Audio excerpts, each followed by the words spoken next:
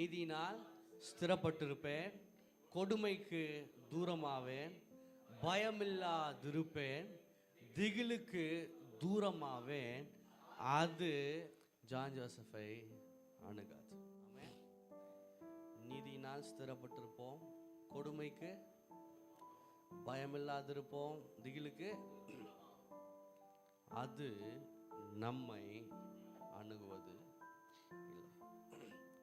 இந்த நீதியினால் ஸ்திரப்பட்டிருப்போம்ன்ற மேட்டர் நான் அந்த 1ஆம் தேதியிலே சொன்னேன்.